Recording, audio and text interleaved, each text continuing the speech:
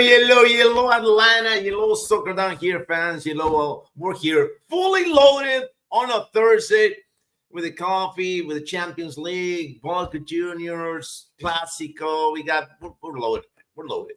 Well, well, where's the boss? Is the boss wearing a jersey again today? Let me see. Where's he at? No. He's just all natural today. Where's he at? He's like, yeah.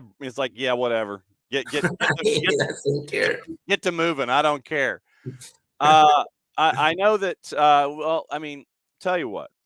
Yeah. So what I'll do is I'll save the Columbus part for the handoff when you and Nico. I like it. So that way we can go from your MLS to his MLS and talk about MLS. I gotta talk about your boy Victor Gyökeres in Champions League.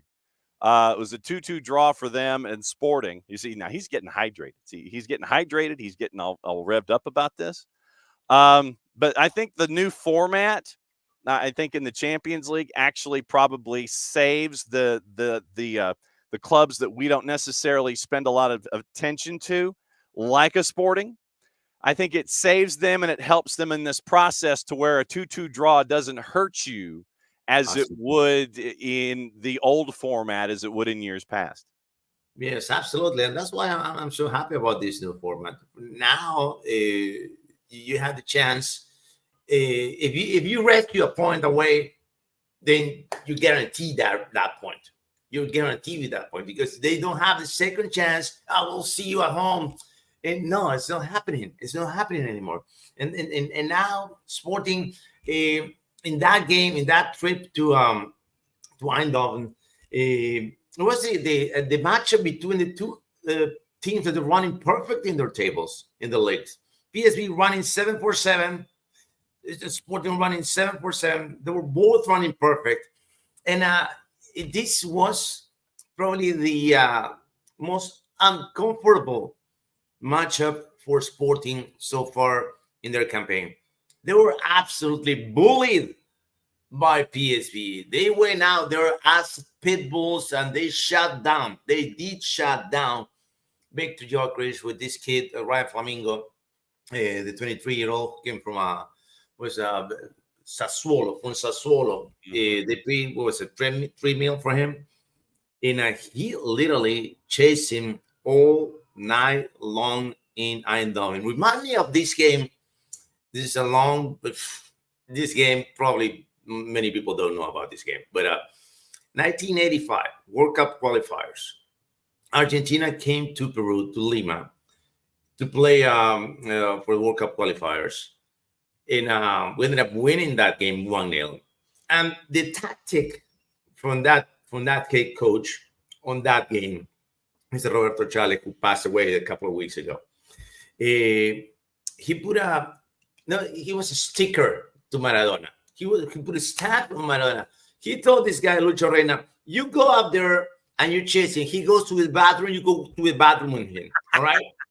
I don't care. He's going to tie his shoes outside of you go with him all day long. And that's exactly what Ryan Flamingo did last night. I mean, Tuesday. On Tuesday with Gyökeres. He chasing, he following every single step of the game. And Gyökeres couldn't do anything, man. Couldn't do anything. But the thing with Gyökeres and with Sporting, he's the best player for Sporting, right? But they also have this guy, Pedro Gonzalez Pochi, who is the left winger, who is as crucial as Gyökeres is. And he provides that different input into the game. When you shut down your star, he moves around from different places and he creates different options in offense for Sporting that they ended up missing a lot, Mr. Pochi. But the 2-2, I mean 1-1 actually. 1-1 was the game with PSV, and I'll take the point, man. I'll take the point all day long. Oh, I don't doubt that for a second that you take a point, something like that with at a plus 272, by the way, for the juice boxes on that one. Looking at some of the other results, Villa shocks the ish out of Bayern Munich. Jean Duran who, fresh out of the Chicago Fire Academy, gets picked up by Aston Villa, and you end up a massive goal with Major League Soccer making an impact in Champions League. And who knew it was going to be the dumpster fire getting a big paycheck, moving Jean Duran. And Jean Duran, I mean, did you have that one on the bingo card? Not at all, man. Not at all. It's just shocking. And that the goal was massive, man. You can see 2 passes, goalie for who get the assist, goalie to the assister, and then Duran, boom, right there, 60 yards, no time to react. And I watched the. Do you watch that interview with Thierry Henry and Kate Abdo too? But the fact that and this is where I give, and now Kate Scott, now that she's married and she's trying to remind folks she's now Kate Scott, but don't get that Kate Scott confused with the Kate Scott that calls basketball games here in the United States, because you have 2 Kate Scotts. You got to be. It's like not that Kate Scott, the other Kate Scott, the soccer Kate Scott. So. But literally you had, and this is why I enjoy their coverage so much, is because you have someone like Kate who can drift in and out of an English language interview or an English language translation and catch up with a Jean Duran, catch up with someone and do it in French and, translate Kylian Mbappe like flush while it's going on. You have a Thierry Henry who can be there and he can discuss things in Spanish with a Jean Duran in addition to doing things in French. And the seamlessness that they drift in and out. And I know that Jamie and Meeks, they sit there and they kind of run smack on it a little bit, but I think that's what makes that show and that platform work really well, is that they can inform, they can drift in multiple languages, and it's seamless. That was tremendous.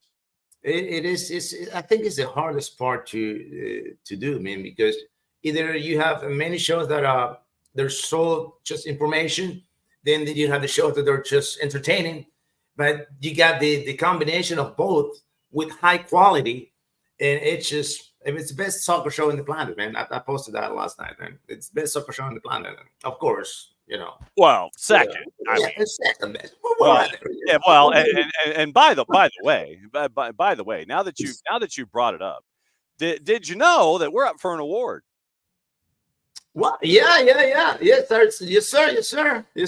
Yeah, you go to footballcontent.awards.com, and this was unplanned, but Nino's fantastic transitional elements lead us to this. But yeah, you go to footballcontentawards.com/voting between now and 10 days from now, dinner time, East Coast time, on Sunday the 13th. And you get to vote for SDH as best broadcaster rights holder organization, spelled with an S, considering that this is an English competition. So yeah, it's like one of these things is not like the other. It is Sky, it's ITV, it is what used to be BT Sports, it's Golazo Network, it's Amazon Prime, and then SDH. So literally and ESPN FC. Literally, it's like 3 in the U.S. of the 10, and we're the 3rd in the U.S. of the 10 in that category. So vote. Find your IP addresses and vote. So the unsolicited transition to remind folks to vote from the Football Content Awards. Nicely done. There you go. I didn't even pay the man to discuss anything like that. All right, the rest of Champions League, since we're here. Benfica put up a number on Atleti. Did the fact that let me ask you this: was it more surprising that they put up the number that they did on Atletico Madrid at home, or the fact that they just won outright? Which was more surprising to you? That they won outright. I think there was going to be a more even matchup. I thought it was going to more even matchup. We were discussing this with the boys from Benfica. We do another podcast on Tuesday nights. It's 2 at Tuesdays. We discuss all the Portuguese league, and we were talking about this, right? That this matchup against Atletico Madrid it's gonna be a real test for Benfica to see where the team really stands. And their stand so good, man. They're back to the you know what, when they hired Bruno Lage back, because returning after 4 or 5 years, 4 or 5 years returning to to Benfica. Yeah. Because Roger Schmidt get ousted because he wasn't he was one season wonder. I'm gonna put it like that. Yeah. One season wonder. He came from the Eredivisie. He won the title for Benfica, but his second year, it cost him a lot to gel the new elements. He didn't understand the players. He was so stubborn and not making substitutions, and many other factors, right? So Bruno Lage comes back with a fresh air, fresh approach, and it's crazy, right? Because we were complaining about why you don't use this player, why you use this player in this position, why this, why that, and then suddenly he put the right pieces in the right places, and the team is running. And of course, I know there's another item on the list that I'm saying you about Kevin Aktürkoğlu. That's the Turkish man that arrived to Benfica from Galatasaray, on fire, on absolute fire. He scored 4 goals in the last. He came 5 games ago. He scored 4 goals in the last 5 games that he played, and he's connecting with his other buddy from Turkey, Mr. Kokshu. In that Turkish connection, it's absolutely running the show for Benfica with the healthiness of Di Maria. You got the Pavlidis, you got the Nico Otamendi, you got the solid backline for Benfica. And there's another name that I wanted to tell you. It's Alvaro Carreras is the left back for Benfica. Benfica was having issues on that left back position all season long, the last year and the year before. And when they let go, oh jeez, I forgot the Spaniard guy. There was another Spaniard guy. Oh my God, he went to Bayer Leverkusen. I forgot his last name. Jesus, I forgot the name. It'll come to you. It'll come back to me. So there was an issue with that position, right? So Alvaro Carreras takes over because the left back that they bought, Jack Niklaus Bisti, the German got injured, so he jumps in, and in the last 3 games, it's been sensational. And last night in Stade de Luz in Lisbon was the best player, absolutely dominant on the left wing for Benfica, and their issue is solved. They got the left back for good, Alvaro Carreras, and you can go all the way, and that makes this title race so much interesting in Portugal, because a couple of weeks ago, I mean, Benfica was there winning their games too. I mean, they start with a loss, but Sporting was so far ahead of everyone. Now it's they're catching up. Benfica's catching up in level, in players, in goals, in from the coaching standpoint. Everything is adding up for Benfica, so it's gonna be this title race so much more interesting for the rest of the season, man. Other results: Lille, Jonathan David with the surprise there at a plus 342, beating Real Madrid. Lille gets the big win there. That was one of the bigger pluses on the board. Juve in a shootout. They knock off RB Leipzig 3-2 on the road as a road dog. Then you end up with Feyenoord on the road at Girona winning 3-2 at a plus 291. Everything else, yesterday you had a lot of favorites. Then day 1 in this phase, Arsenal shuts out PSG at a minus 135, 2-0. Barca put 5 on Young Boys. Dortmund put 7 on Celtic.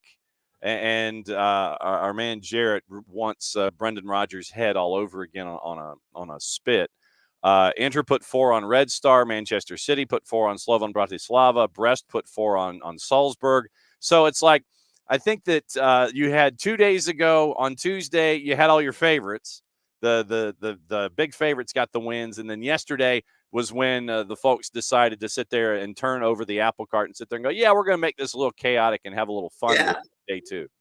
A lot. I mean, and that was a lot of fun too. And we're seeing this one-sided games ridiculous, man. It was 9 goals from Bayern last week. You got 7 goals from Dortmund this week. And what's next, man? Somebody's going to score 10 goals in one game, man, on this format. That's the only part that I'm not that attracted to it. Yeah, that we're not fans of that, sir. That does not play well. Sudamericana and Libertadores. I know that that's next on the dance card, and you end up with you end up with everything looking at all of that. But now, as a part of this and the fallout of it, you mentioned now the soap opera of Gago leaving Chivas to go to Boca Juniors as a part of all of this stuff going on in South America. What's the latest there? It is crazy, right? Because so Boca Juniors fired their coach. Well, he resigned after the game. Right? He resigned. Yeah. That right after the game, the final whistle. I think here's my resignation letter, right? Yeah. No, he was already gone. All right, he was already gone before that game. I never really liked Diego Martinez and to be the coach for Boca Juniors, and I think they're getting it wrong with the coach. The last time, who was that? Almiron. He went to the finals in the Copa Libertadores too, but the way that they reached the finals, not winning a single game, everything on penalties, they've been relying everything on your goalie. That's not Boca Juniors, man. That's not Boca Juniors, okay? Boca Juniors is way bigger than that. And that's why I get the second most titles in the Copa Libertadores, okay? But now with Riquelme and there's this new way to manage clubs in Argentina, because before they did not have a soccer council. That's what they have. They have a soccer council. They got like 4 or 5 guys that running the soccer operations, and then they got the manager. And it's gonna, I don't know, the structure of the club. I think it's gonna. They wanted to do too much. They wanted to be Europeans, but they're not Europeans, and I don't know. So they fired the coach. Well, he resigned. I want to say that he resigned. He resigned after losing to Belgrano 2-0, and they'd lost 3 in a row in the tornado. Yes, right. Okay. So, names on the table. Okay, we want Guillermo Barros Schelotto. He's comfortable in the U.S. and without a job right now, and not getting any calls as far as I know. But it's a man of the house. He's well respected in the Boca Juniors world. Then we have Gago, but everything, all the negotiations are focused on Gago now. They're not talking to anyone else right now. A guy was plan A, and if the plan A fails, then they will start to think about a plan B. They don't have a plan B right now, so everything is focused on Gago. And they already talked to him. He almost, he's willing to go. Right, but Mr. Vergara is like, what are you talking about? You got a contract with me. You got a contract with my team. I'm the king of the hill in Mexico, boy. Okay, so you think you're gonna leave like that, just like nothing? No. All right, but this is a release clause. When I pay the release clause, it's not about the release clause. It's all right. This is Chivas. All right. We are the big dogs here. One of the big dogs in Mexico. Well, I mean, one in like forever, but that's okay.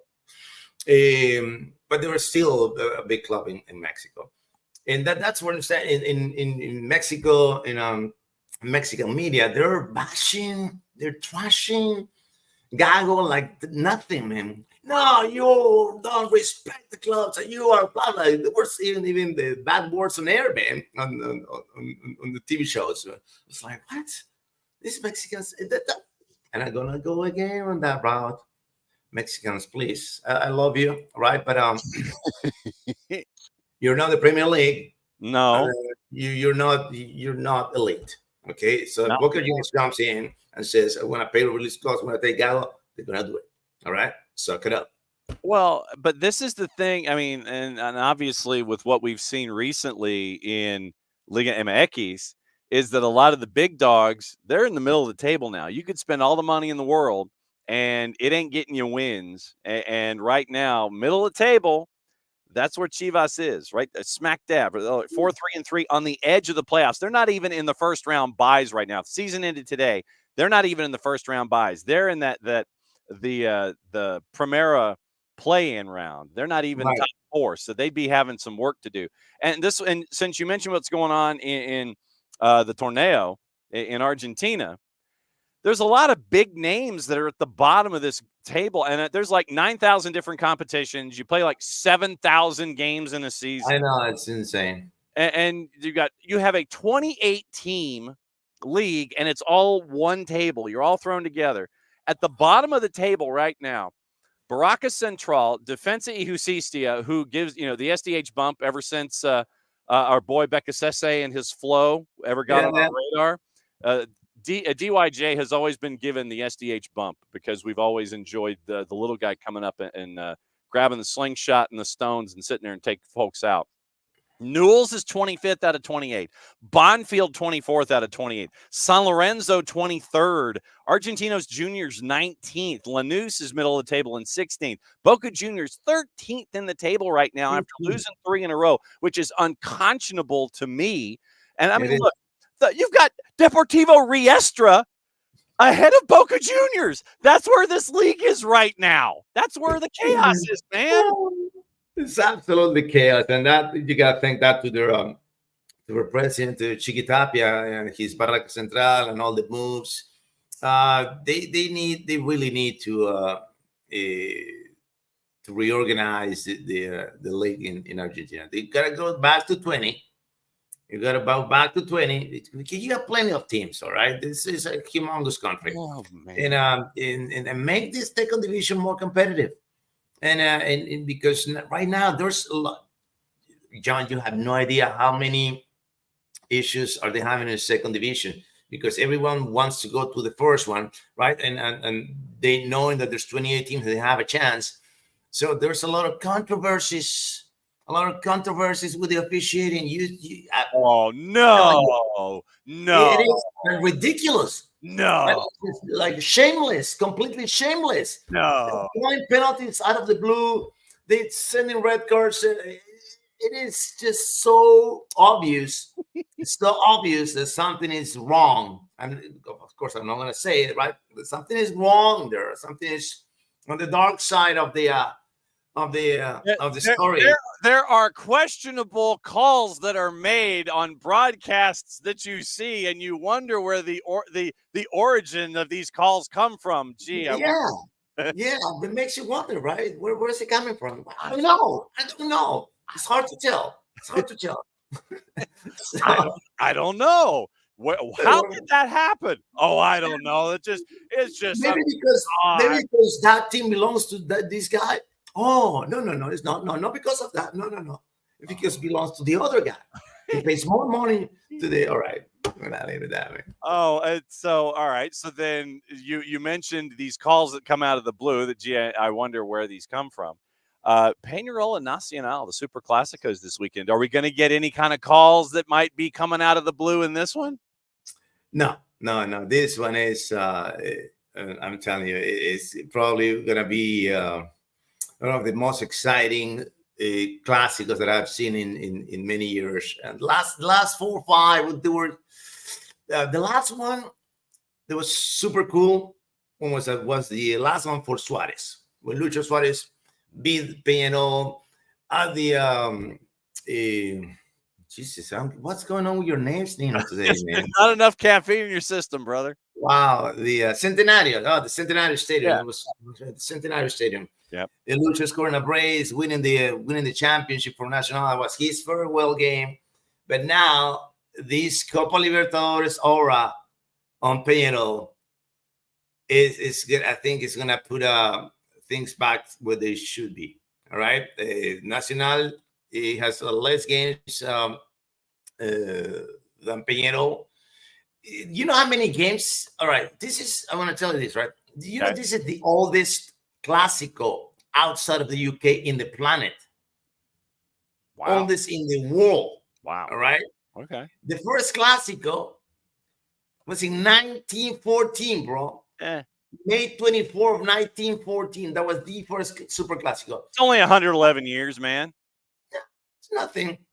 510 is the number of Clásicos they're going to play on this Sunday. 510. Wow. That's nuts.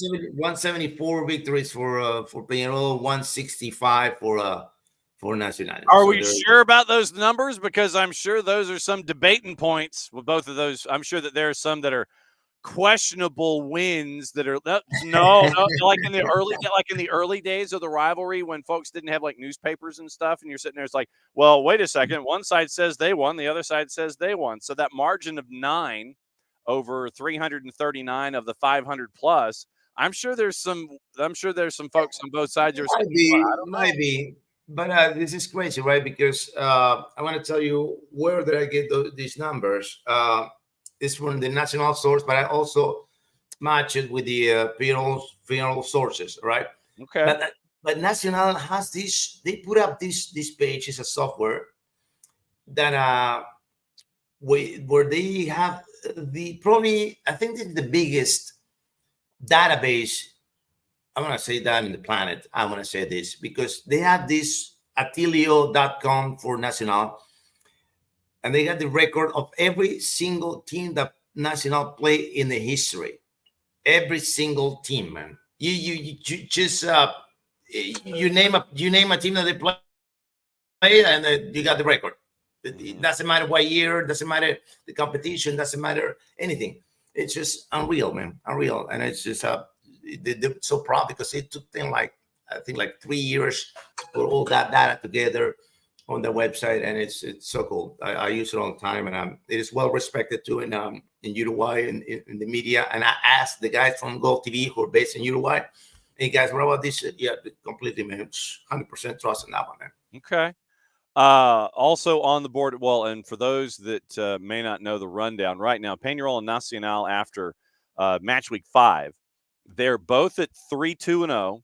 Only thing separating them is goal difference right now, with 11 goals scored by Peñarol and 5. Nacional scored 10. Peñarol's ahead by +4 in goal difference, and they are 2 points behind Danubio, who right now is at the top of the table. But Peñarol and Nacional kicking off things in match week 6. So I guess I should kind of sit here and go, okay, so let's take a look at next matches, since we're getting into the juice boxes here when it comes to these two. Nacional and Peñarol. Nacional is a +124 at home, draws a +189. Peñarol on the road is a +254. 2-5. Yeah, +254 for Peñarol as a road dog. That seems way high for me. I'll take that. I'll put my money on Peñarol, man. I'm putting my money on Peñarol. I will. Of course, I'm not going to say that on air, right? But I'm going to put it. Yeah, So whatever that conversation was that you just had, it's like, Nacional Peñarol. Those numbers look fantastic. I think I'll put my money on Peñarol. I see you playing. All right. So what else when you come to the juice boxes on the week? What else is sticking in your brain across the planet when it comes to things that? Oh, what are you calling this weekend? Let me see. I'm calling the Primera Liga. I'm calling Sporting versus Casapia. They're playing at the Avalade. +4 goals in that game for Sporting. Okay. Danubio, Defensor, the leaders versus Defensor. Danubio kind of choked last weekend in their game, so I don't know about that game, man. I don't know about that. What's the up and downs on that one, John? All right, Danubio versus Defensor. All right, so hang on just a second. In the Primera in Uruguay, it is Danubio. Danubio is a home dog at a +208. Draws a +186. Defensor is a +150. See? Danubio's a home dog. You're leading you're atop the standings. Let me get this straight. So Danubio is at the top of the standings, 4 wins and a draw out of the blocks. Yet you're a home dog. Yeah. At +208 to Defensor, who is, give me a second, 10th. At 1, 2, and 2. Yeah. What's going on down there? It's because of last weekend. It's all because of last weekend. Okay. Danubio was undefeated, running perfect, 4 games, 4 victories, and then it was an absolute chaos in that game. Absolute chaos. And they were leading 2-0, until the 90th minute, man. Until the 90th minute. And then Mario Rizzo, who committed a non-goal, one of those two goals for Danubio was a non-goal, right? This Mario Rizzo comes up, scores the first one, 2-1 in the middle 92, and then in the 94, he gets the assist to get the equalizer and ruin the show for Danubio's perfect run. And but this is also what happens in Uruguay when other teams other than Peñarol or Nacional are leading the first 4 or 5 rounds. Almost 99% of the times, they derail after the 5th round.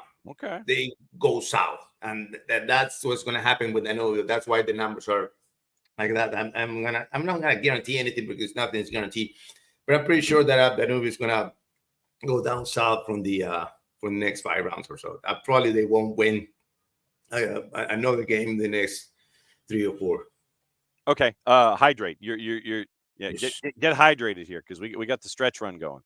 All right. So what else is going on in your juice boxes this weekend? What else is going on? Because I do have a developing story out of Major League Soccer that's a part of the handoff that I'm going to save until you and Nico are both up. So what else are you staring at in juice boxes this week?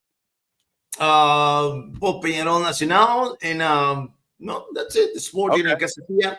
Okay. But just one quick thing before we go to the handoff. Right. My beloved Universitario de Deportes provided 8 players to the national team. 8. There you go. Number 1, baby. Number 1. And you are a minus 435 as the last game. And when the Clausura picks back up after the international break, you are taking on AD Tarma on the 19th. So 16 days from now, when everybody comes back to league play, and you're already a minus 435 going up against AD Tarma. The standings right now, by the way, in Liga 1 in Peru. I don't know if you know this team, but Maybe. they're at the top of the table. 9-3-1. You've only given up 6 goals in 13 matches this year. We haven't conceded a single goal in the last month. Not once. All right. 2-0 to Comerciantes, 1-0 to Union Comercio, 3-0 to Sport Boys, 3-0 to Alianza Athletic. Okay, and then Cesar Vallejo on August 25th. You're still hitting zeros, man. So last 5 you haven't given up a goal. Clean sheet after clean sheet, baby. You know what they say. Differences win you championships. Mm-hmm. Yeah, well, and if you get a clean sheet at the end of the day, you're at least guaranteed 1 point before the end of the day. So, all right.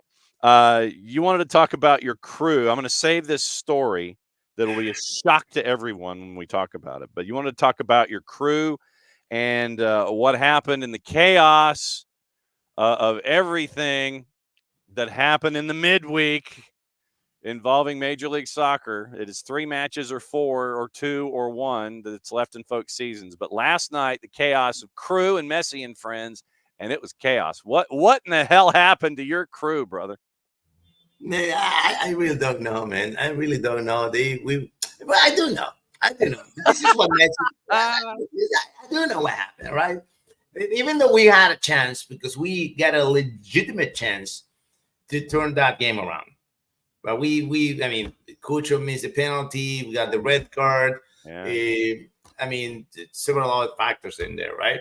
And we got another chance. So it could have been a different story last night.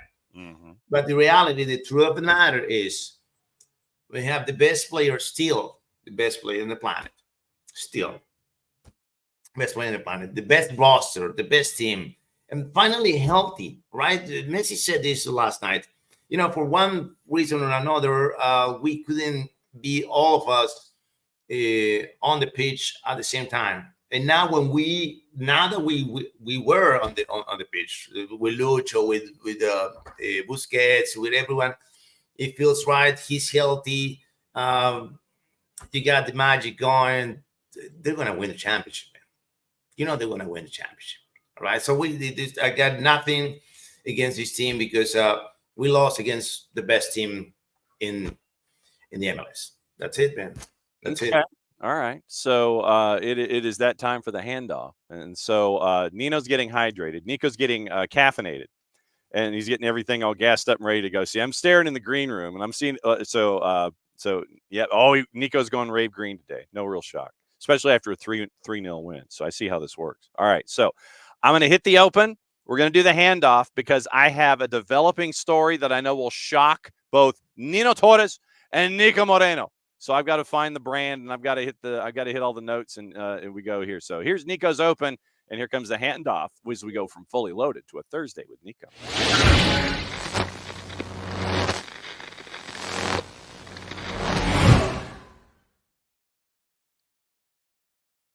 Beat 2, 3, 4. Okay, three-way dance, and I got to hit the music. Uh-oh.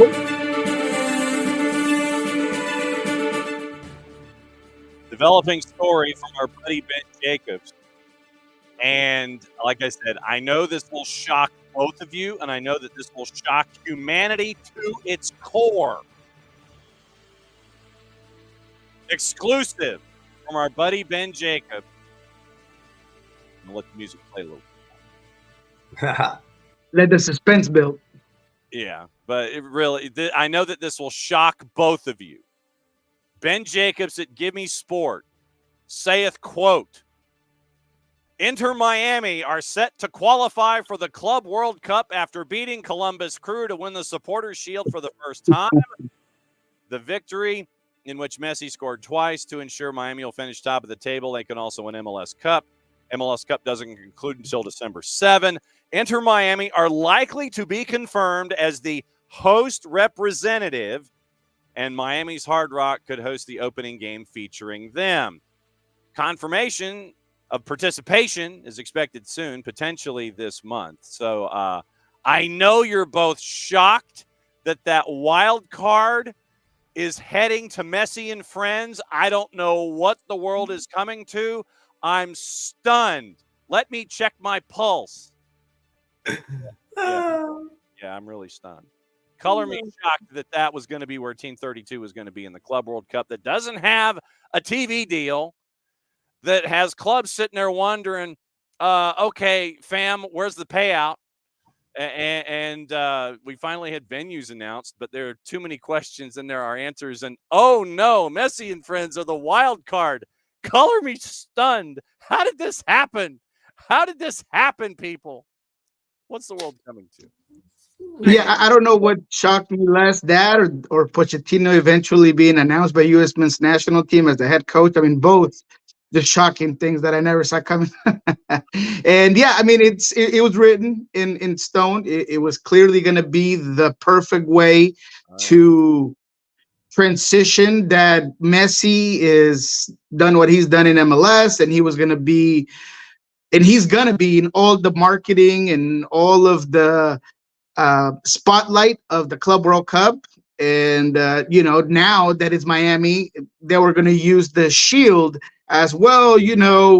We have to make sure that we give Miami the credit they deserve, and getting the Shield should also get them an opportunity to be in the Club World Cup. I mean, it was so obvious was going to happen that, yeah, it's interesting, is what everybody expected, but good for Miami. Good for Miami. Okay. Yes, sir.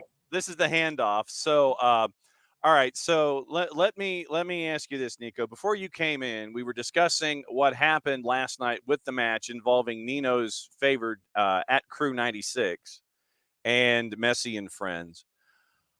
I will maintain, and I think that this is probably a majority opinion. All right. So let me ask you, who's the better club, Crew or Messi and friends? Crew for me. I mean, they've done it for a longer time, for a longer period of time. They've done it in different ways with different coaches. They did not have the need to bring the best player of this generation, along with three friends, and a guy like Tata Martino that makes scouting just a walk in the park. I mean, it's like, I don't want to offend anybody, but like Nick Saban and Bama at one point. I mean, Oh yeah. the best of the best is gonna go there because Tata's there, and so it's so much easier to just get exactly the big wallet, and that's just the way it is. And look, as much as I'm happy for Miami, it's so hard sometimes to get behind it because it's so forced and it's so cosmetic from the fan base or part of the fan base to Jorge Mas and his Jerry Jones like attitude. I mean, last night all over the background of people's interviews and talking and with the shield and all the antics. Come on, man, give me a break. It's cringe, man. Something my son used to use that apparently is no longer cool either, but cringe is what I would say when it comes to that. So cringe, Jorge Mas. I know. Terrible. I'm down with it. All right. So, Nino, your MLS question for Nico on the handoff. What's on your mind? What are the chances? What are the chances for Seattle? Now, you won yesterday. You're number 4. And expectations. What are your expectations for the playoffs, man? Yeah, look, I mean, it's a good question because as soccer tends to do, it changes through the weeks. I am still firm that Seattle has no more than a 15% chance of really putting it all together and making it all the way to even the Western Conference final. I understand that results is what drives us, but we got to see beyond it. And as much as it's not Seattle's fault, the calendar has been very benevolent. No HH and no Ponce against Houston, no Ryan Gold and 2 other key components for Vancouver last night. When they beat Columbus, it was 6 players and a field player at goal when they got that 4-0 win. So there's just a lot of things that I continue to hold as I'm not sure what the Sounders will do when they get a full loaded team that's better than they are, and can they put it together? So because of that, I still think that the inertia and the momentum is there to where maybe they will put up a really good performance in their first match. And that changed for me because I felt like they were going to get burned out in the very first game. Now maybe they'll win one and see how it goes from there. All right. So, Nino, you said what's going on the weekend. What else do folks need to know about what's going on with you and Gold TV and everything else during the week there with you? But what's the word, sir? What do folks need to know? What they need to know is that the Columbus Crew will be back, and we'll see you again into Miami in the finals of the Eastern Conference Finals, and we see how we do on that thing. All right. I would agree, and Nino, I would say that. And I never want this to be an excuse, but the refereeing was very lopsided in my opinion. I felt like Busquets had a really tough challenge that could have been a red card that didn't. I felt like the second yellow on Rudy Camacho was very soft. Hey, that never happens. That Busquets gets a skate.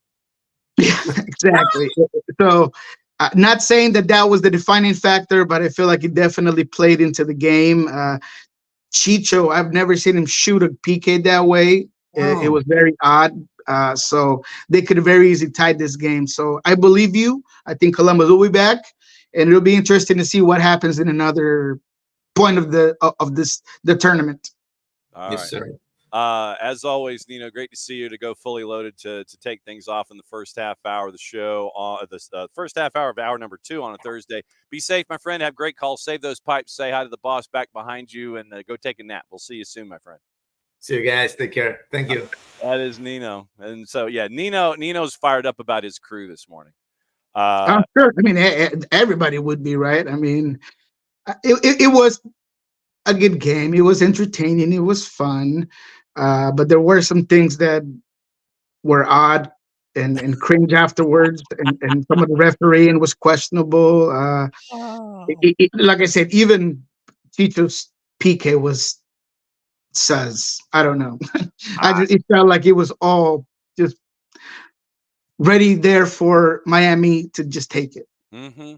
And one of the things that we do on a match day leading into the matchups themselves is we make a point to go through the officiating crews that are attached to matches.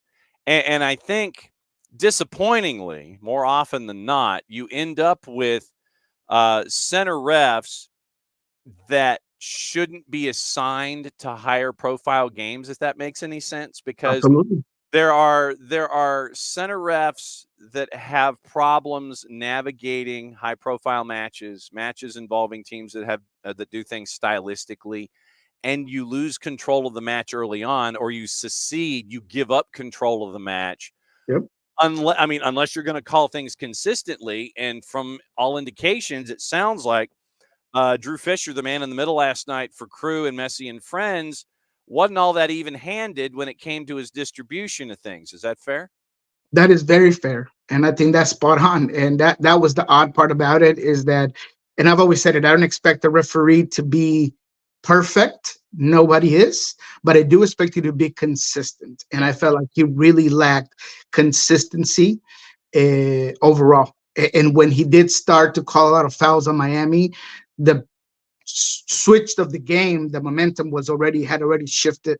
The moment that Columbus had to take this game away was as soon as the first goal comes through, and that was just not there. And a lot of it had to do because of the way the officiating went. Yeah, and so it's something, and we do this as a public service. Yes, we do rail on officials. Yes, we do rail on pro. But I think at the same time, I think it's just as important to sit there and give folks something to keep an eye on and be vigilant about with your viewing habits and your critical eye as we get to the final match or 2 or 3 in a regular season and get everything all squared away. So it's just things that we would suggest that folks keep an eye out for going forward as we get to crunch time. A couple of other matches last night, and we have to reset the clock on, you know how, like, when there's a building that's under construction and there's always that sign out front with all the plank boards and everything. Yep. Days at this construction site since the last accident happened, consecutive days of safety kind of a thing. Yep. We do the same thing here involving stupidity down here. And so we had a good run. We had a good run of days where, 15, 16, 17, 18, we've had a good run. But that came crashing to a halt apparently last night in New Jersey, where the FC Cincinnati match and NYC playing at Red Bull Arena in New Jersey, that's just confounding on a bunch of different levels. So according to Pat Brennan, Cincinnati Enquirer, in a match marred by a late stoppage in play due to an FC Cincinnati player reportedly being subjected to discriminatory remarks, FCC dropped its second game in a row, 3-2 loss to NYCFC in a sparse crowd at Red Bull Arena, home of the New York Red Bulls. Color me shocked that it was a sparse crowd. Post-match, the consequences of the defeat for FC Cincinnati took a backseat to what MLS officials stated in a post-match report was a homophobic chant directed at an FCC player. In a separate statement, FCC officials said NYCFC fans were responsible for the chant in question. Around the 86th minute, referee Guido Gonzalez Jr. stopped the match in response to the slur, then discussed the matter with the head coaches of both clubs, instructed stadium officials to proceed with the PSA regarding the incident. Ladies and gentlemen, discrimination has no place in our sport. Fan chant was used as offensive. We asked you not to continue to use the chant. Thank you. Match did not restart until the in-stadium announcement was repeated in Spanish. After it occurred, FC Cincinnati got the match restarted in the 90th minute with a drop ball. After the game, FC Cincinnati head coach Pat Noonan was asked how match officials handled the incident, how he personally felt about one of his players being targeted. At the time, he was still gathering facts, but club and MLS officials would later confirm details of the incident. And so then Pat Noonan says what he says, and statement to the Enquirer. MLS came up with their statement involving a homophobic slur. We have to reset the stupidity down here clock to 0. We got to put the 0 back on the board outside the construction site here at SDH. I'm real tired of this crap. Yeah, I'm sick of it. I feel like a lot of times we're poorly influenced as a community, as a society, and those sort of things, unfortunately, happen a lot in Europe and in the top leagues and in South America, and they seem to get misinterpreted as passionate or folkloric or whatever word and term makes people feel better about just being a D word to anybody about whether it's their ethnicity, race, or sexual preference. There's absolutely no room for that in our sport. It should not be tolerated, and I'm glad that it was handled that way. And it actually ended up helping Cincinnati and being a disadvantage to New York that had some momentum building, and because of the whole stoppage, ended up losing some of that momentum. So the result and the sport go second to this sort of situation. But I feel like because of the stoppage, I'm glad that it affected the team of the people that were trying to make this ridiculous chance. Yeah. So, good on you. Nicely done. But yeah, we have to reset the stupidity clock back to zero. Yeah. In a lesser stupid way, we could also add Bernadeschi. Man, he had blinders on last night. I don't know what happened. Let his frustration get the best of him, and he was another factor of stupidity in a lesser important way. But yeah, he was not very bright last night. Yeah, no, he was not very bright last night at all. And so since you mentioned it, 3-0 win, dominant. Vancouver did have some absences last night. You were plus 179 heading in, but you got the win as a road dog in Cascadia. Obviously, that helps things out when it comes to the standings, but some of your takeaways from the 3-0 win for Seattle last night. Yep, I think it's the most complete game they've had over the last 2 months in MLS play, meaning away from Leagues Cup. I felt that Brian Schmetzer is very lucky to have found two not just contributors, but influential players like Paul Rothrock and Georgie Manungu, both who scored last night. Mm-hmm. I think specifically Paul is tied in very well with the turnaround the team had when they were having issues, when they needed a spark. And he's become a guy that has surprised many. Last night I asked him that if he was surprised, he said he had high expectations, and he had, I think it was 15 goal contributions, something to that similar number he said about what he had expectations for him. But man, the guy has 8 goals in all competitions, and it's not just the goals, is the press he has, is the effort, is the runs, is the shiftiness of his game. I mean, he's not just a player that is your typical American, just high effort and athletic and that's it. No, the guy can play. I mean, there's a couple of times where the way he brings down the ball with his shoulder, his eye on the ball. I've talked many times about his nose for goal. So last night we saw a lot of that. Defensively, this team, and I've said it consistently as well, that's the baseline. That's the foundation of Seattle's success, is that defense. Is Yeimar Gomez-Andrade, who was unbelievable in the last 2 games. It's Alex Roldan playing well. It's Nuhu last night gets the ball and blocks it on the line. Steph was beat. Yeimar was beat. The ball was about to get in the goal, and with that flair that Nuhu has, he gets it out of the back of the net. So, it was just an overall good performance as a unit. The collective play yesterday was very well. There were moments where Vancouver challenged Seattle, and there were moments that they lost some momentum. And at that time, even when they had to defend a little bit deeper and they had to get more compact, they did that. They were physical. They were good on possession. That's what their game model's about. They're a possession-based team, and last night it was effective, and therefore it's going to help out in the future. But again, this was a Vancouver Whitecaps team with 3 key absences, and therefore we'll see how that plays out. But happy for Paul. I will take some time to give Georgie Manungu his credit, and I need to applaud a kid that has done so much. But last night he mentioned that his dad died 2 weeks ago, and that he was still playing with the team and he did not take time off. And he, the way Brian put it is that he wanted to make the most of his opportunities. So that sort of commitment to the team, that sort of commitment to yourself is to be applauded. And for a team that got so much heat for being for having no activity and not doing more, or actually not doing anything really in the summer window. A guy like Paul and a guy like Manungu, that last night they could not put him on the leash. I mean, they were trying to figure him out. The way that the step overs, the way he moves his body, the speed. He's a little bit unorthodox with the ball, so he's hard for a defender to kind of figure out where he's going to go. He was fantastic, very good. And I'll finalize by saying that Albert Rusnak as well, career high 16 assistances, I believe, that he has. Very good. He's earned a new contract here as a DP. That was into question at some point, that if he was going to return, if he wasn't. I think that he's finally lived up to that that leader on the field. I saw this morning a tweet though about, this is the best season. I hope people are ready to admit that this season from Albert Rusnak is better than any of Nicolas Lodeiro's.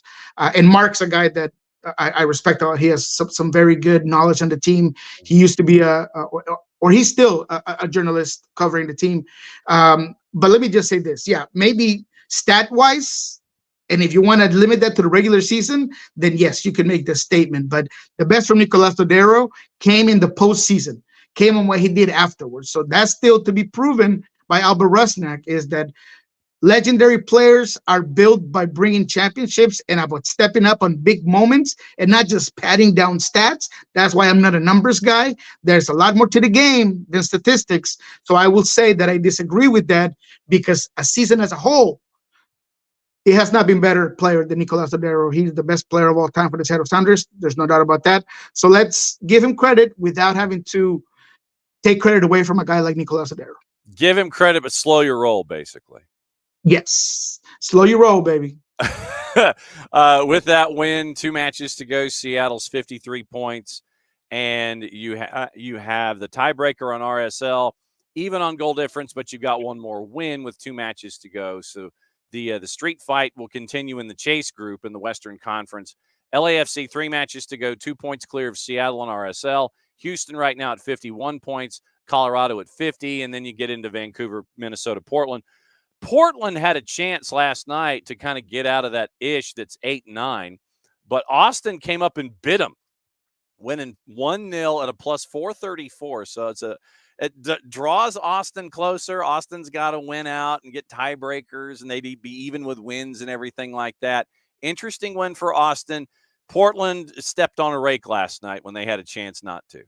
Austin just playing spoiler at this point, man. I mean, that's all they're doing. They drew RSL last game, and they beat Portland for what? You're just spoiling people's chances, but it's on Portland. Portland had chances. Portland created. Evander looked frustrated at the end of the game. I mean, I've said it 1,000 times. With no Evander, there's no glory, and when he's not shining, neither is Portland. The goal was a deflection. Good for Stuver, who's been by far the MVP for Austin, the most consistent player. Just the way he's kept that team going is amazing at the goalkeeping position. But yeah, Portland should have done more. Minnesota's not losing a beat. So I think that we're starting to see those teams that are going to stay above. Good for Seattle to be in third. I was not expecting it. They have a tough game against Colorado coming up.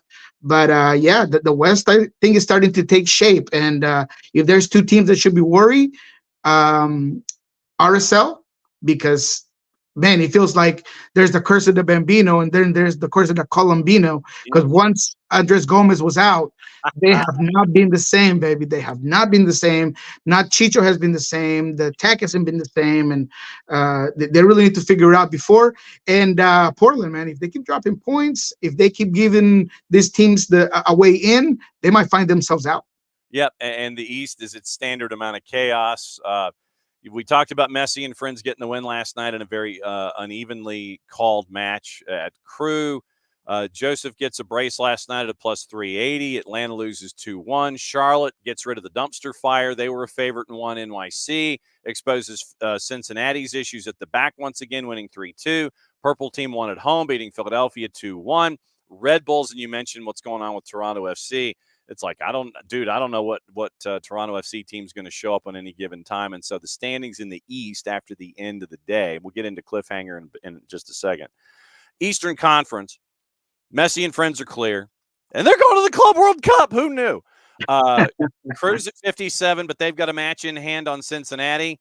I'm worried about Cincinnati. I really am. With all the injuries that they have at the back, they're going to have to outscore folks. I don't know if they can do that. You should be.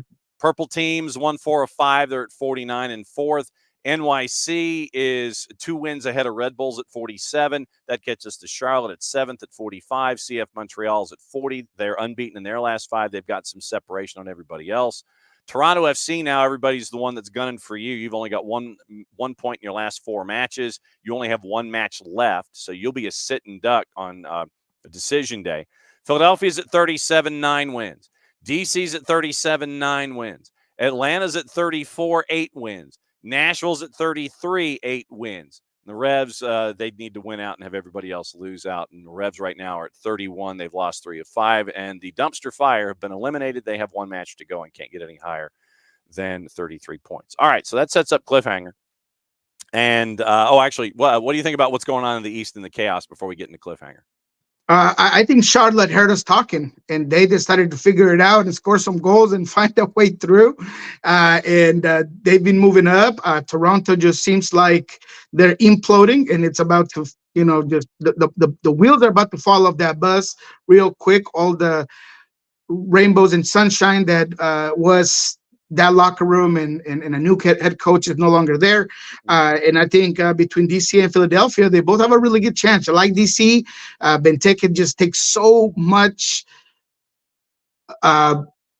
pressure off everybody on the field. I mean, last night they're in a thriller in a 4-3 game against Nashville, and Pirani's 2 goals, they are set up by everybody just looking for Benteke. Where's Benteke? Where is he at? Where are we at? Oh, you forgot about me, and there goes a brace. So it's an interesting team.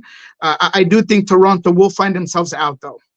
Yep, and Toronto has Messi and friends at home this weekend at a plus 129. Messi and friends are in the barn. They don't care, but I mean, shoot. What was it Sasha Kljestan said, that Messi was out of 15 games and he scored 17 goals in the games that he was actually in. So Messi and friends in a game that doesn't mean anything on the road at a plus 177. I still think they get a result. I think Toronto continues to fall. Yeah, I think they get a result, but I don't think I'd want too much action on that game just because we don't know what's going to be the Miami that plays out. I don't doubt that Tata is looking at the points all-time record because that's just who Tata is.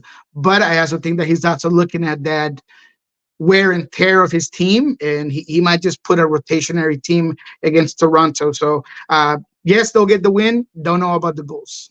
Atlanta and Red Bulls. Atlanta's favored, must-win situation. Red Bulls come to town. They got Forsberg back there at a plus 124. Red Bulls a plus 192. What do you think? Oh, man, that's a tough one, man. Atlanta against Montreal was just tough. I mean, Joseph he really came out after you guys. I respect the fact he did not celebrate, but man, you couldn't have written that anymore. You can't give him that much space. You can't. Yeah, absolutely. You have to know where he's at all times. It's tough. And Red Bulls, they're such a different team when Forsberg's in there. I still see a draw in this one. I feel like it'll be a game where both teams are inconsistent. Both teams are hard to decipher. I think a draw is a safe bet on this one. Charlotte's playing CF Montreal. Good for them. Crew hosting Philadelphia at a minus 161. What do you think? I win nothing. Where are the goals? I definitely those numbers are not going to get any better. So the only thing that I would want in this game is maybe goals.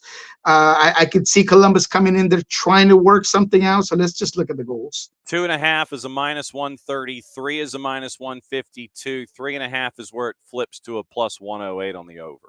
I want nothing to do with that game, but I say Columbus takes the win. Why does that not surprise me? Absolutely. All right. So, interesting one here. FC Cincinnati at a minus 109 hosting the Purple Team at a plus 260. Orlando is a plus 260. Mm-hmm. So give me, as you look for the goals for me, please. Let me just say, FC Cincinnati has won 2 of their last 7 games. They've been inconsistent. They've been beat out. The defense is not what it used to be. I'm shocked out of my mind that Miles Robinson got called up for the U.S. men's national team, to be frank. So yeah, Cincinnati is just a very is a shell of what they were last season. They really are. It's just a shell. It's just the jersey now. And because of that, I think Orlando City does win this one, but it'll be a thriller as well. So what are the goals? 3 is a -104, 3.5 on the over is a +147. Wow. Yeah. Oh, yeah. They're not giving you much choice. They know what's going on. So, yeah, I just take Orlando and find yourself, lucky with that. But I think Orlando wins it, and they give Cincinnati another tough loss and a lot more to think about for a team that at some point we thought was a candidate for the Cup. And then you get all those injuries at the back, and you're trying to figure out, okay, who's going to do what? Hey, have you played left? Have you played right back in your life? Yeah, back when I was playing U8. Okay, fine, you're at right back. So purple team at a +260. Out west, shoot, let's just go. We got a couple on Sunday, NYC and Nashville, Portland and Dallas. But yeah, let's just go straight to your game. Colorado and the Prairie Dogs hosting Seattle at a +127. Seattle is a +194. Draws. What do you think about this one? Ooh, what's the draw? Well, the draw is, after I click on yours, the draw is a +257 in the composite. Yeah. I mean, that's tough. I honestly, Colorado's a tough team. Seattle has a hard time in Colorado. But I think that they'll have enough defensively to hold and limit a lot of what Colorado likes to do. Likewise, I think that Colorado will do a lot to limit Seattle's efforts offensively. We got a nice little break eventually for this game after that, and it's gonna be interesting how that plays out. I think Seattle will go all out. Brian has not rotated his squad. I asked him about rotation yesterday, and he answered me with a shoe in his hand and was just like, if you look at the calendar, you would know. I do look at the calendar, Brian. I'm aware. He's going Nikita Khrushchev on you, and he's banging. Yeah, I'm aware of the calendar, Brian. Don't treat me like a rookie here. I was just asking because you have been very reluctant to rotate your squad. So I think that one would be a safe bet to say is going to be a draw. All right. So I just had this vision now of Crusher Schmetzer sitting there and he's banging the table. Yeah. Took his loafer off and he's banging a left turn with it. How dare you ask me about the calendar? All right. So what's going on with Pulso Sports and the Soccer Bar, my friend? All right, well, we got Soccer Bar here in about 40 minutes. We're going to be taking a deep dive into a lot of this. We're going to take a deep dive into Inter Miami. As much as people hate it, we have to give Miami their credit. We have to go into it. We'll talk to Jorge Mas, man. I'm going to be talking about Jorge Mas's antics there, man. It was so weird. Just in the back of every interview, just kissing, hugging, Tata looking at the camera like, oh, I'm not really sure if you're on camera, Jorge. Come on, stop it. We'll talk about that. That's so Jorge. So great. It's so Jorge. It's terrible. We'll obviously talk about Seattle, what's coming up, Colorado. I'm going to go a little bit deeper into what that game kind of meant for the team and what it could mean for the future. So it'll be a good one. And in Pulso Sports, we probably won't have anything until the team is back.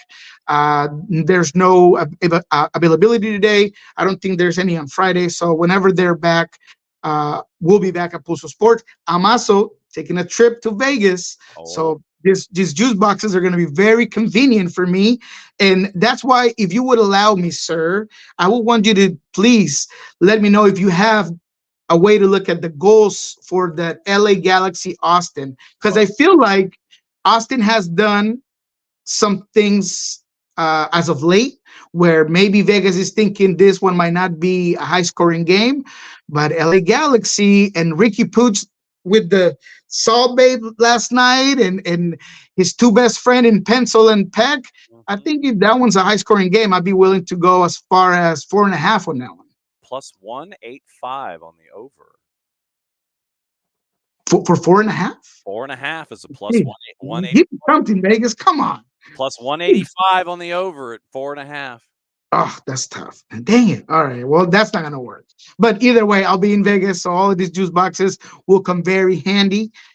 So, man, it's going to be a fun weekend. So Pulso Sports might be a little delayed on some information, but we'll be back on Monday, nice and ready to go.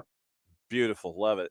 Be safe when you have fun as you're staring at all of the video monitors that have all of the juice box activity going on and sensory overload and everything. And please get there safely, come home safely, enjoy your trip, and we will see you next week in the International Window talking about where things stand as we get ready for International Windows and Decision Day and all that kind of stuff. Be well, my friend. We'll catch up with you next week. Thank you, my friend. Have a good one. All right. He's going to go Rave Green. Oh, is that 2 or 3, by the way? 3, man. I had to watch a lot of games last night. You know me, man. I had to rewatch the Colorado. I had to rewatch the Orlando game. I had to rewatch the Inter Miami game. I was up for a while, so this is my 3rd. No doubt. All right. Well, I'm right there with you. You've got your coffee. I got my soda, and we'll rock and roll. We'll see you next week. Take it easy, my friend. All right. That's Nico. And it's always great to catch up with Nico and find out what's going on the West Coast. Okay. Like I said, we kind of Sadie Hawkins the show today. We reversed the order. Now that we are north of hour number 2 and in hour number 3, time to talk about Atlanta United.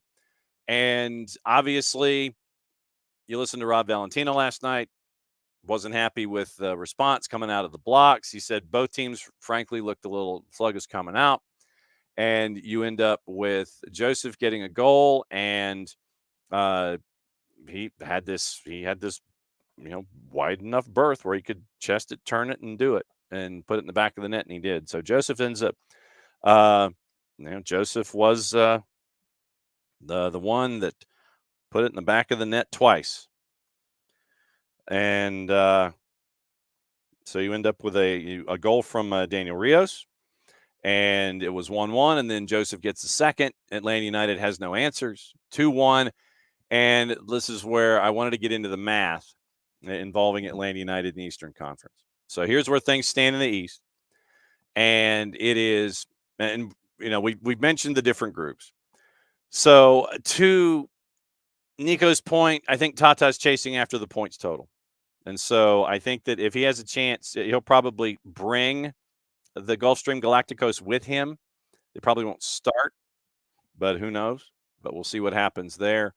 And we'll see what lays all out. So we bring in Nick as we're here in the 3rd hour. It's bonus time, Nick, because we kind of Sadie Hawkins the show today, and reversed our order because we caught up with some friends in Western North Carolina. The head coach at Gardner-Webb, Scott Wells, head coach at Leeds McRae, Taylor Morton. We caught up with our buddy Nino Torres from Gold TV. And caught up with Nico, and that brings us now to our discussion of Atlanta United. Like I said, we kind of Sadie Hawkins the show. We reversed it today because of everything going on. So we are now into the Atlanta United discussion. And first and foremost, since we've had, the sum total of 13 or 14 hours to think about it, what sticks in your brain from what happened last night at Mercedes-Benz? Contracts are what's sticking in my mind right now.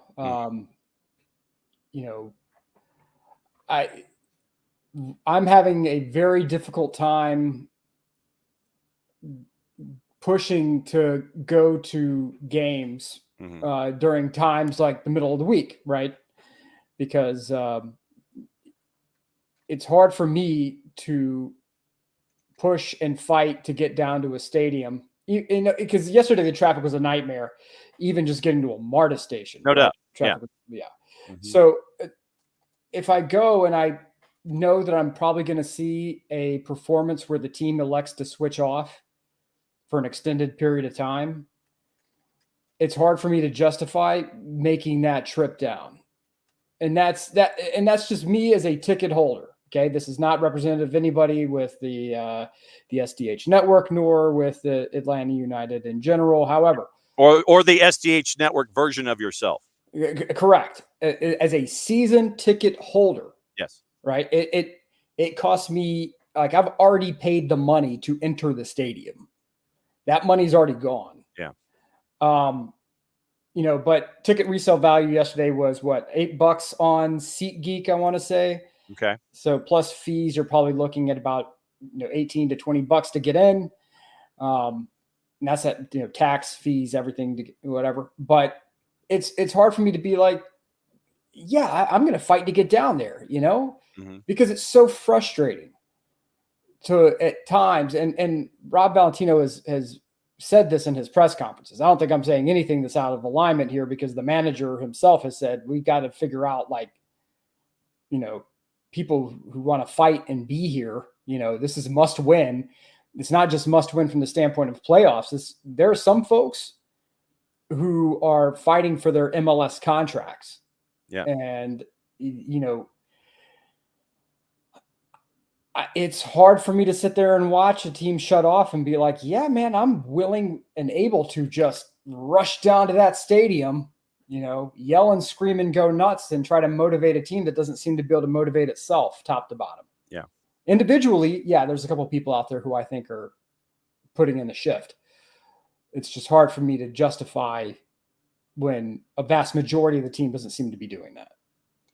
Looking at the numbers from last night, obviously, like I said, we discussed Joseph and his brace and getting the 2 on the board for Montreal, which was a big 2 points for them as they're chasing the playoffs. Like I said, we went over the math, and basically you've got to win your final 2. If you are Atlanta United, you've got to get 6 points in your next 6. Figured 40 points would get you into the postseason. And you win, you're going to have your tiebreakers. Toronto seems to be doing you a favor by limping to the finish line, and you're going to get a Messi and Friends team that might be chasing after a points record. So good luck on that on the weekend. Looking at the stats on the day, ball possession 50-50, XG on the board for Atlanta was 1.72. And for CF Montreal, it was 0.87. 4 big chances for Atlanta United compared to the 1 for CF Montreal. 15 total shots compared to 9 for Atlanta United. Keeper saved 6 for Jonathan Sirois compared to 1 for Brad Gazan. 7 corners for Atlanta United compared to 1. 23 fouls called in the match, 13 of them for CF Montreal. Passing numbers about the same when it came to the actual physical numbers themselves.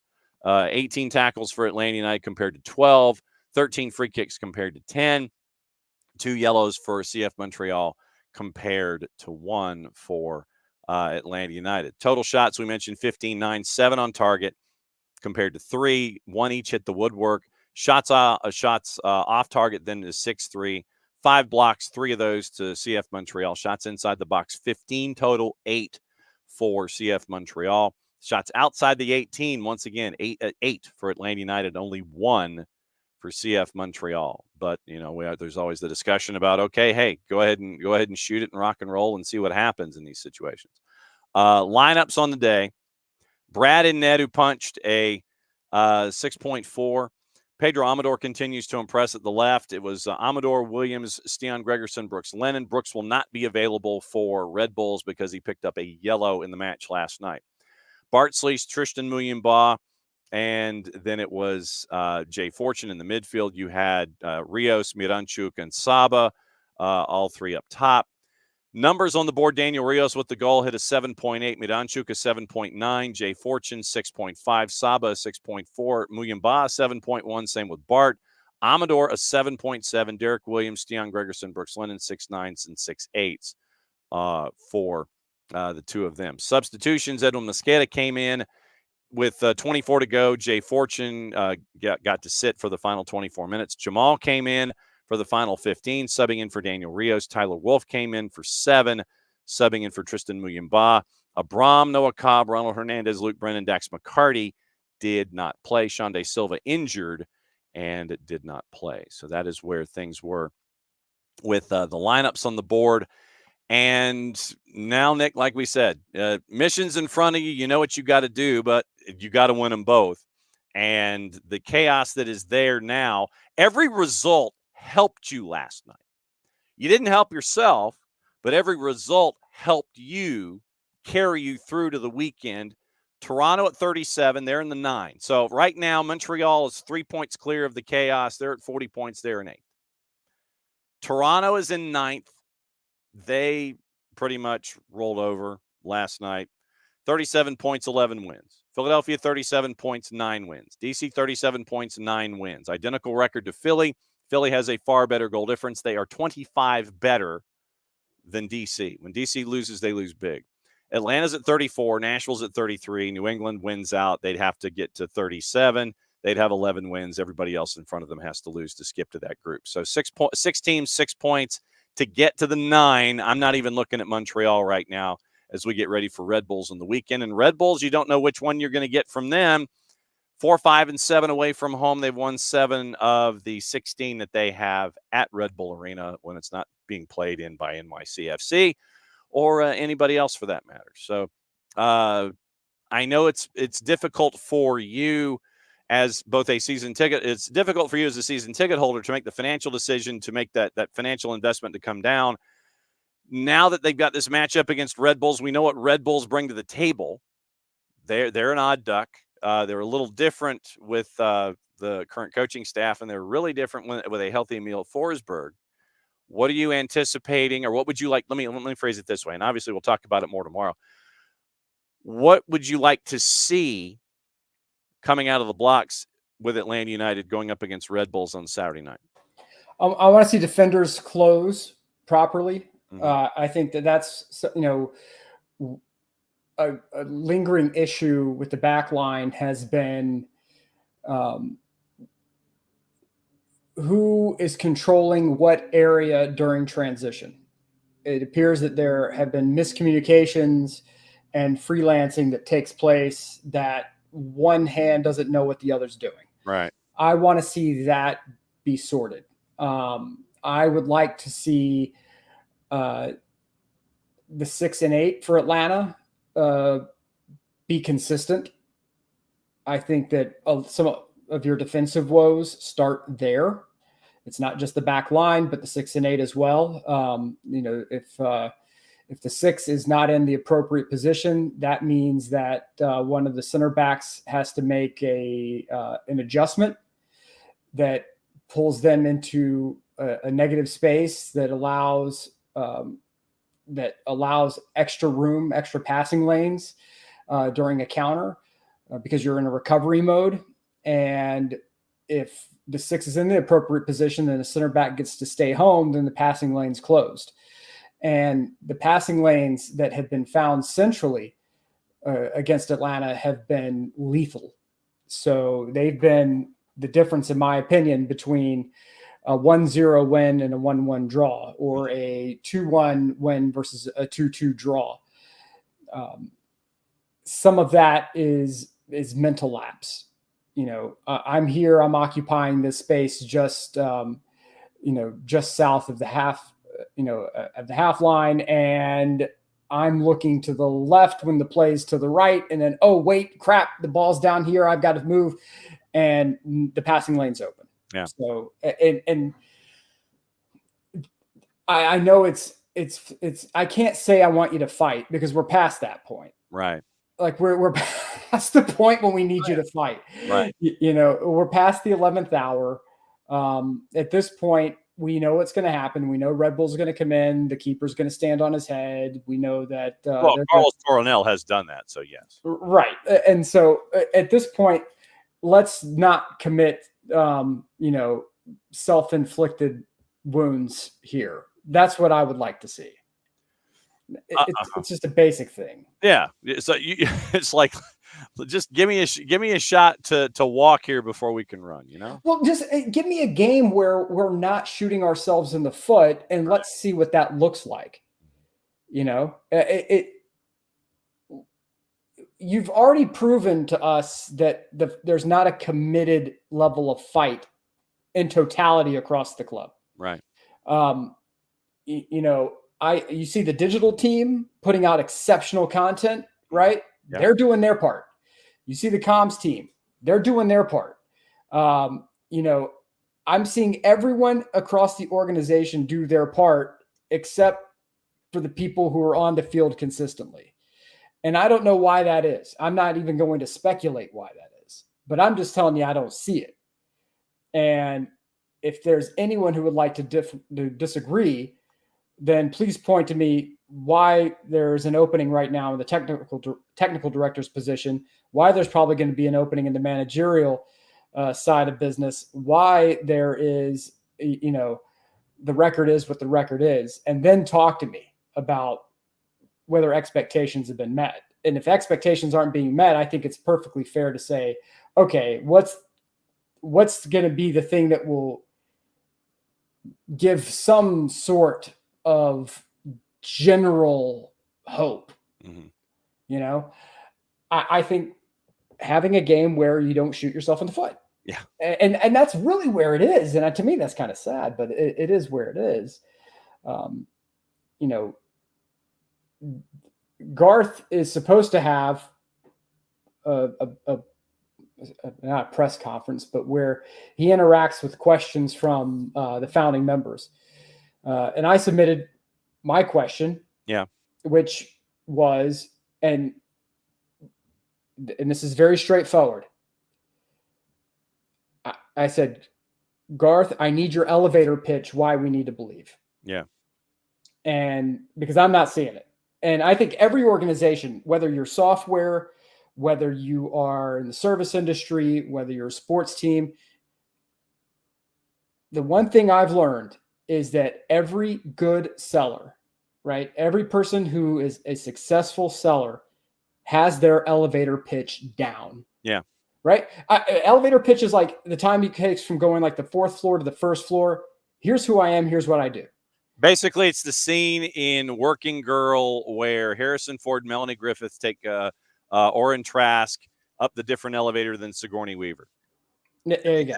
At the end of the movie, it's like, okay, kid, you're on. And so how did you come up with the idea? That's what you're talking about. There you go. So, and that's the whole thing. I asked Garth for his elevator pitch. I would like to see if he gives the elevator pitch in this this Q&A session. I want to know, and outside of Garth, because Garth can say, hey, I was in Seattle, we won titles. Great, that's Seattle. That was then, this is now. Past is not present. Yeah. But it can kind of give you an indicator of where things are going to be. I need to know from the players, right? It's one thing for Maranchuk to that, again, the digital team is doing, God, their videos technically gorgeous. I love what Maranchuk said. We need the fans. We need you there. I want to see when the whistle blows, I want to see an elevator pitch from the team. You tell me, because just the fact that you're in Atlanta doesn't mean I have to mess with you. There are plenty of neighbors who I don't talk to. Yeah. There's some neighbors I'm really good with. There's some neighbors I don't talk to. Just because you're in my neighborhood doesn't mean I have to be buddy with you. Yeah, when I'm out taking my walk in the neighborhood and I see you sitting there mowing your yard, I might wave my hand, but that's about it. Yeah. So just because you have Atlanta on your badge doesn't mean I have to mess with you. Just tell me why. Give me an elevator pitch as to why I should. Yeah. And because the Falcons there's a lot of places to spend my money. The Falcons are doing, they look like they kind of have. You beat the Saints. That's great. Can you beat the Buccaneers? That's going to be interesting to see. The Hawks are pitching a rebuild, with young talent. So there's places for me to put my money. I need the elevator pitch from the team, the players, to say, hey, here's why you should come down to this stadium. Here's why you should come down and yell and scream and push us on. And people can call me plastic for saying that, but in this economy, you got to make financial choices, baby. Mm-hmm. You know what I'm saying? Like, my disposable dollars are few, so I need to, pitch me.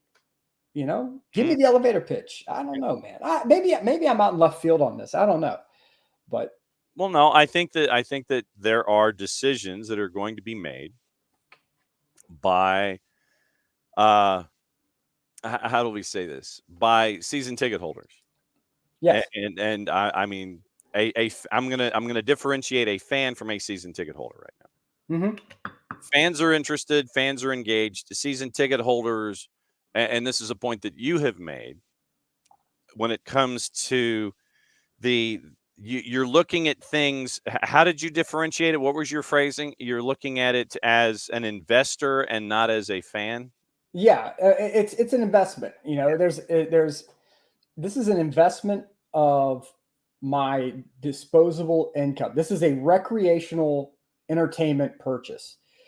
I have a budget, and my budget says, here's how much I can spend on recreational activities, right? Now, when I have established what that dollar amount is, that allows me to then go and sort of make a list. And this is very boring adult stuff. I'm sorry, but this is what us people north of 40 do and get very excited by. And I never thought I'd be one of them. Making a list of potential avenues for entertainment. Right. So whether it's travel, whether it's going out to, a place like Bacchanalia, a freaking Michelin-rated restaurant, it doesn't matter. But I'm going to list these things out. And Atlanta United is currently on that list. And you have to fight to stay on my list. You have to show me you want to be on that list. Right. Because when I go into my decision-making process, if I look and say, these cats are kind of phoning it in. Do I want something phoning it in on my list? Because if I go and I use a travel website called going.com, free advertising, free plug there, and I see that as long as I can get to JFK, which is not too terribly difficult to do, I can get over to Europe for $440 round trip. Correct. And I look and see how much my Atlanta United tickets are costing. I'm like, I can go to Rome for $440, stay for pretty cheap because I got some people there. Yeah. And spend a week in Rome, or a season of Atlanta United tickets where we have seen repeatedly what that looks like. Get a lead, or the other team gets a lead, and then we tie it up, and it's either a draw or a loss. Maybe there's an eke out one win. I seem to remember more draws and losses this season than I do wins. It's fight to earn my dollar. Yeah. Every business does. Every business fights to earn my dollar. Every pizza place that you order from, every Thai restaurant I order from, it doesn't matter. They're all fighting for my money. So whether you realize it or not, whether you want that or not, you're fighting for my dollar. And that's a very, you are the CFO of your own budget. Mm-hmm. And so you have to make decisions based around that. And people will call you plastic. People will say that you're fair weather. When you have two kids and one of them is, going to like a private school, that is where my loyalty lies to my significant other and my two kids. That is my loyalty above all. Everything else is fighting for attention and fighting for money. Yeah. The internal as opposed to the external. It is what it is. And Hutch has it as enlightened self-interest. I agree, because if we allow ourselves to be, there are businesses that say you should do business with us because we're easy to do business with. Domino's, Pizza Hut, Papa John's. You call, you order a pizza, the pizza arrives. It's easy, right? You don't have to do a bunch of dishes. It's taken care of. Then there are businesses that say you should do business with us because we provide you a sense of luxury. Like you should buy a BMW, you should buy a Mercedes because you wish to have this sort of elevated lifestyle. I do. And then there are some people or some organizations that say you need to have an emotional attachment to us. You are paying to have an emotional attachment to us, right? So fraternities, sororities, and sports teams fall in this category. Right, you're paying to be in a fraternity. You pay your dues. Sorority, you're paying your dues. Yep. And sports team, you're paying for season tickets. All three want you to have an emotional involvement, emotional connection with the organization. Now, I pretty much have a guarantee what I'm getting out of the frat and the sorority. The sports team, I am, regardless of the sport, there are decision makers who I am relying on to keep the product on the field entertaining and engaging, right? Those two magic words, entertaining and engaging. And so that is, it's easy to build an emotional connection when you're entertaining and you're engaging. Did I say wins? No.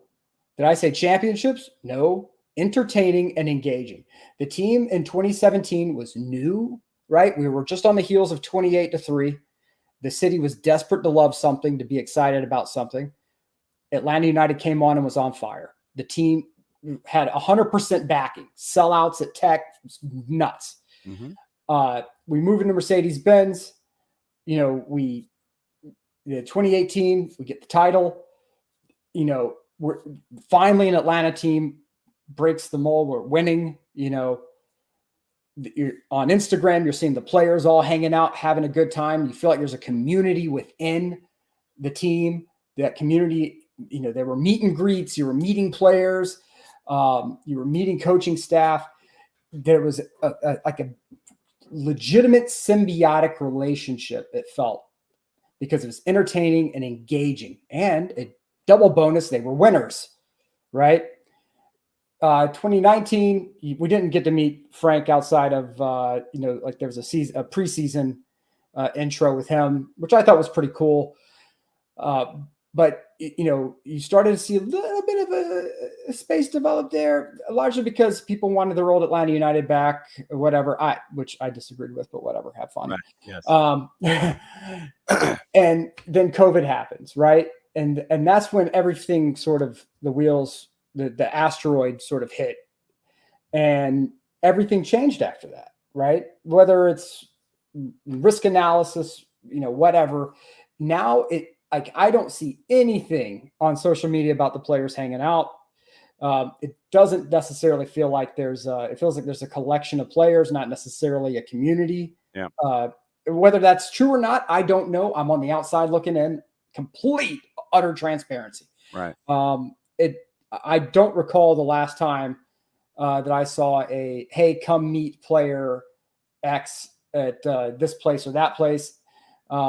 My mind tells me there was maybe something at the team shop not too terribly long ago. I don't know. Yeah, there were a couple of players available there. Yeah. Okay. So there we go. Instantly, I'm happy to be proven wrong on that. But I don't feel like there's any connection. I don't feel like there's any. I feel like it's a sales pitch now, and I don't feel like it's entertaining or engaging. And so it's to me, that is the issue right now where we are. I don't feel like the Hawks are entertaining or engaging right now. You know, that just focus it on Atlanta United. I feel like the Hawks have to get that sorted, right? Because it's the same thing. It would be technically cheaper for me to get a part season block with the Hawks, right?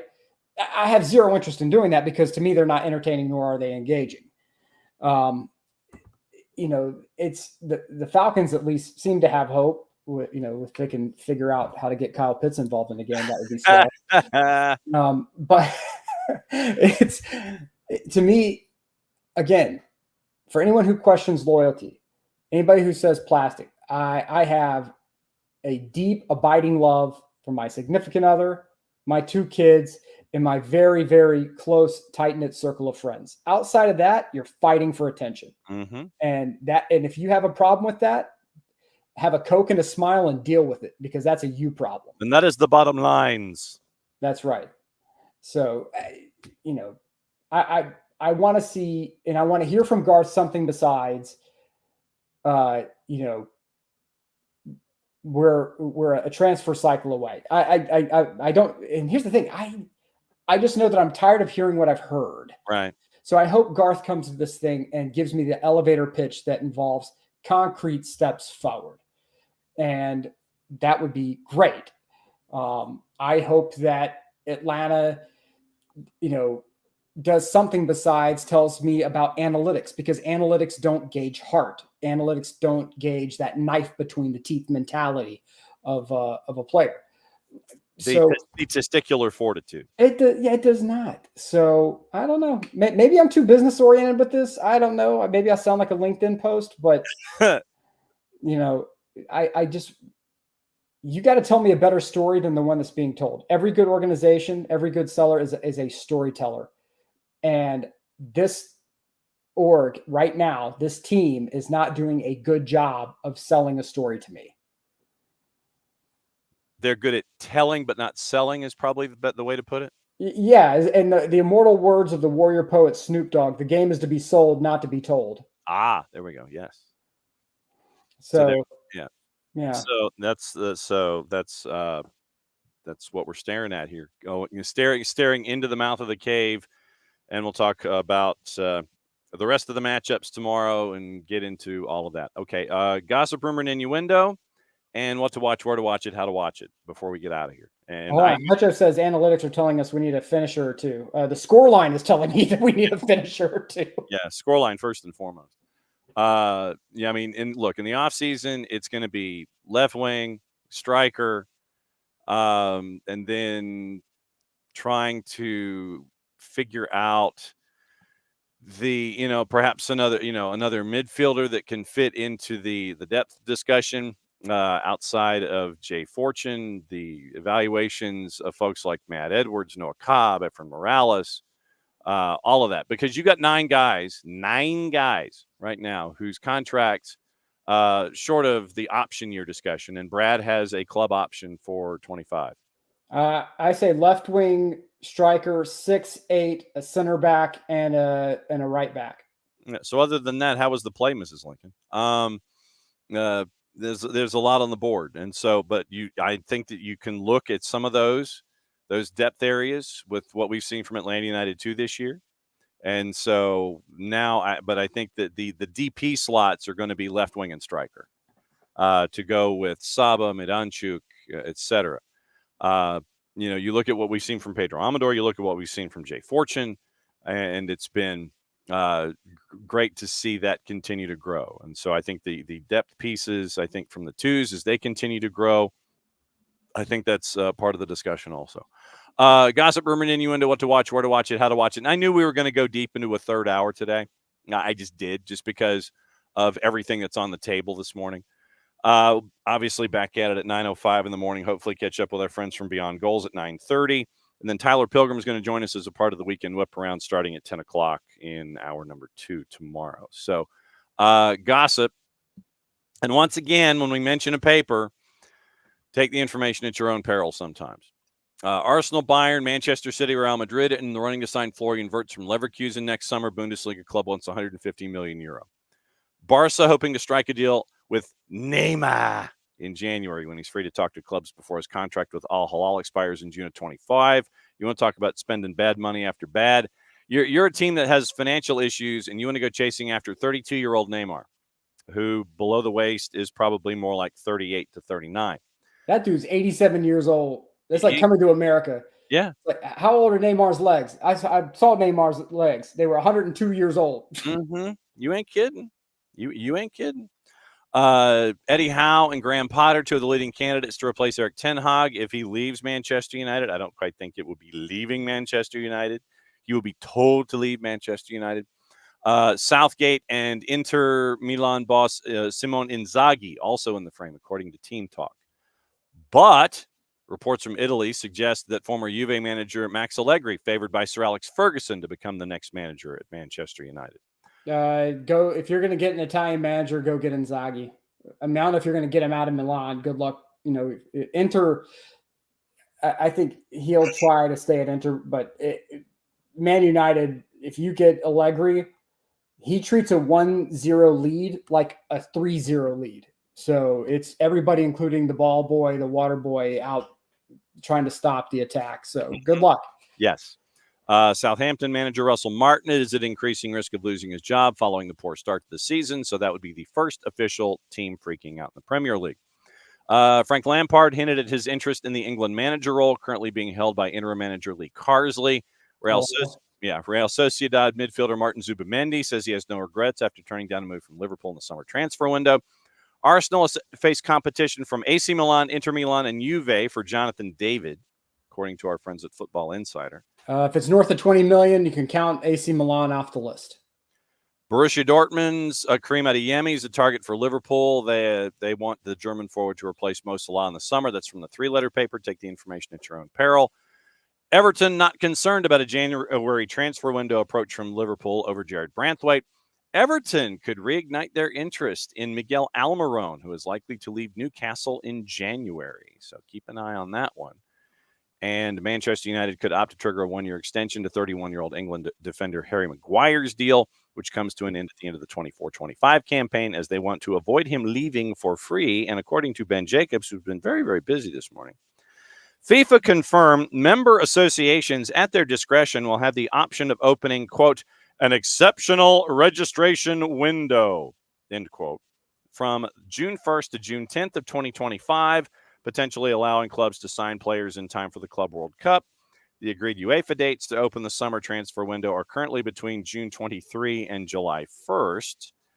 FIFA also confirmed the 2030 and 2034 World Cup hosts will be formally selected on 11 December. If you do the exceptional signing period, you need to have an exceptional floor as well, meaning that because I don't want the big boys stashing players.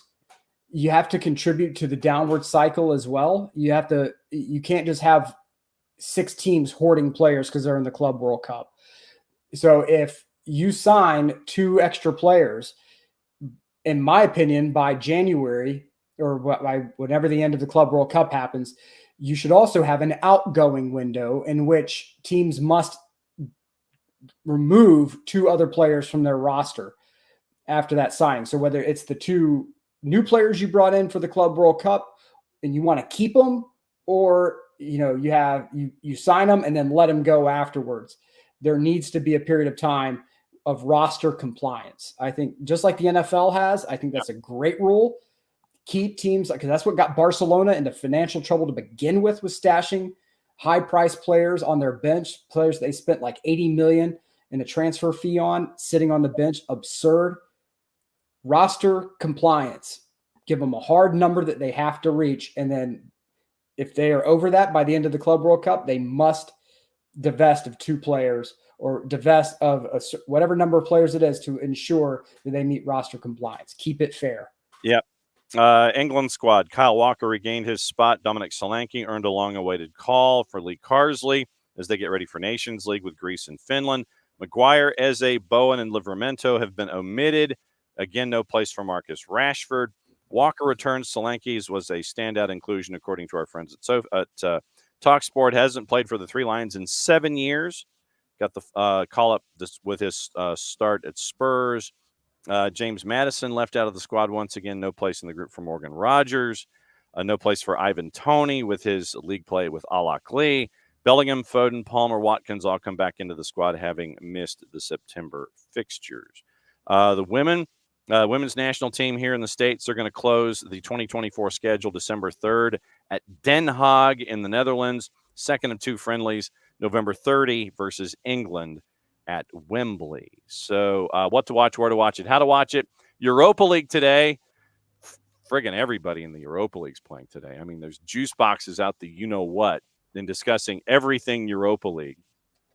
Just when you thought there wasn't enough on TV, we got Europa League.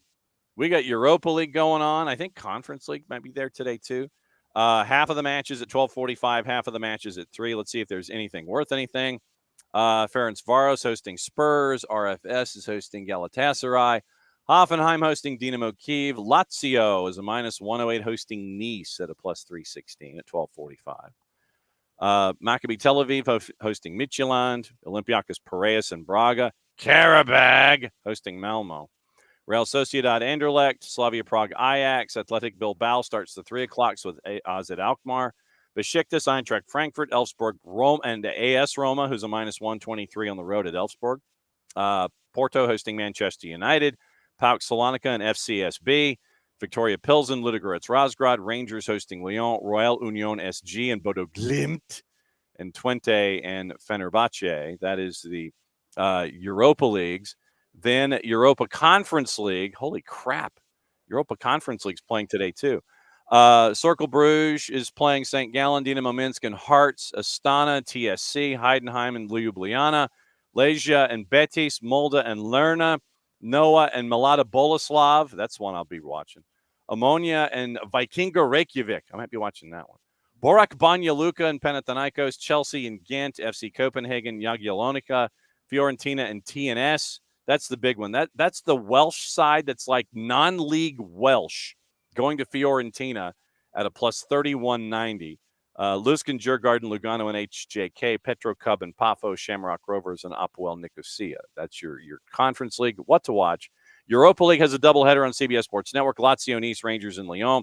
Fox Deportes, Saudi Pro. And since we neither condone, endorse, nor promote it, we ain't saying it.